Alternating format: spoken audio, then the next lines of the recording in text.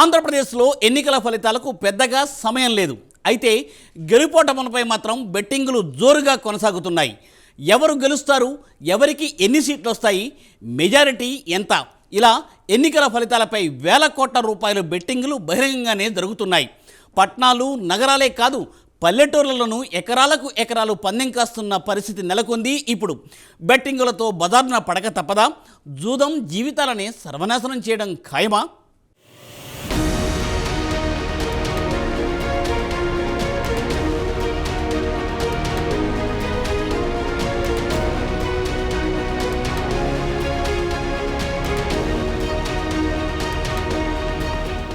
ఎన్నికల ఫలితాలు అంటేనే పందెం రాయుళ్లకు పండుగ అన్నట్లుగా తయారైంది పరిస్థితి. బెట్టింగులతో ఉన్నది పోగొట్టుకుని రోడ్డున పడుతున్న వారికి కొదవలేదు. రాష్ట్రంలో ఏ పార్టీకి ఎక్కువ సీట్లు వస్తాయి, అధికారంలోకి వచ్చేదెవరు, ఉత్కంఠ రేకెత్తిస్తోన్న ఎన్నికల ఫలితాలపై బెట్టింగ్ బాబులు రెచ్చిపోతున్నారు. పెద్ద మొత్తంలో బెట్టింగ్ కాస్తున్నట్లు తెలుస్తోంది.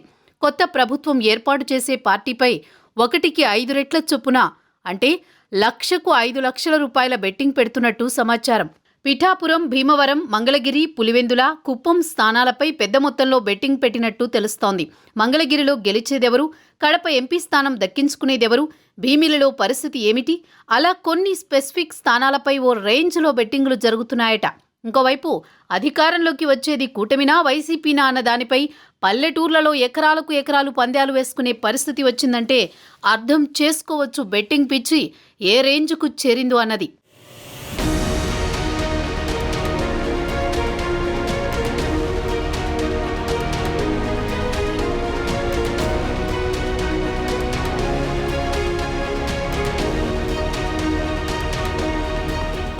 కోడి పందాలకు పేరుగాంచిన ఉమ్మడి గోదావరి జిల్లాలో బెట్టింగ్ రాయుళ్లు లక్షల్లో కాయ్ రాజా కాయ్ అంటున్నట్టు వినికిడి.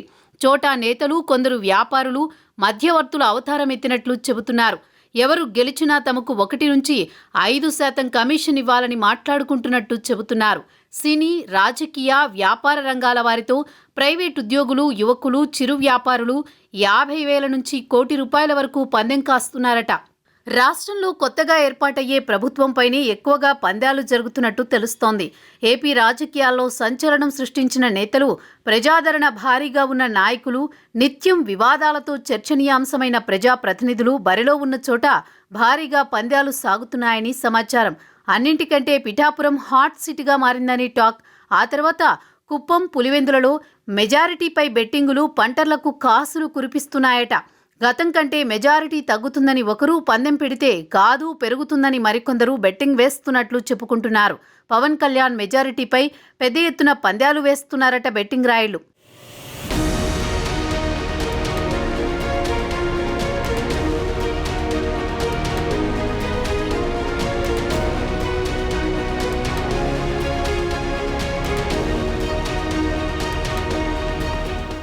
రాష్ట్రంలో ఎన్నికల ఫలితాలు రావడానికి పెద్దగా సమయం లేదు. ఉభయ గోదావరి, కృష్ణా, గుంటూరు జిల్లాల్లో భారీగా పందాలు కడుతుండగా రాయలసీమలోనూ ఇదే తరహా బెట్టింగులు తెరమీదకు వస్తున్నాయి.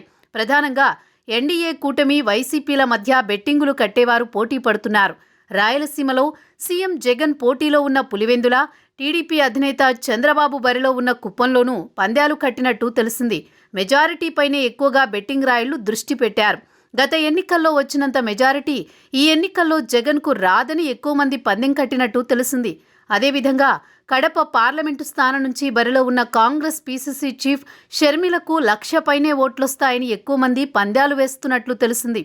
రాష్ట్రంలో ఎన్డీఏ కూటమి అధికారంలోకి వస్తుందని 1,00,000 బెట్టింగ్కు ఎవరైనా ముందుకొస్తే పోలింగ్ ముందు రోజు వరకు వైసీపీ అభిమానులు 5 లక్షల వరకు సిద్ధమయ్యారు.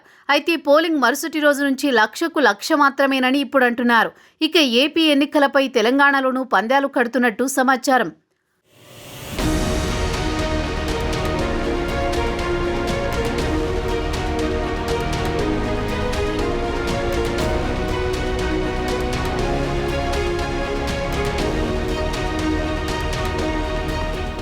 ఆన్లైన్, ఆఫ్లైన్ వేదికలుగా బెట్టింగ్ ముఠాలు పెద్ద సంఖ్యలో ఫలితాలపై కోట్ల రూపాయల బెట్టింగ్ వేస్తున్నాయి. ఇప్పటికే ఐపీఎల్ క్రికెట్ బెట్టింగ్లతో చాలా మంది నష్టపోయారు, ఆస్తులు పోగొట్టుకున్నారు. ఇప్పుడు ఎన్నికల ఫలితాలపై బెట్టింగులు వేస్తూ పొలాలు, ఇల్లు కూడా బెట్టింగులు కాస్తున్నారు.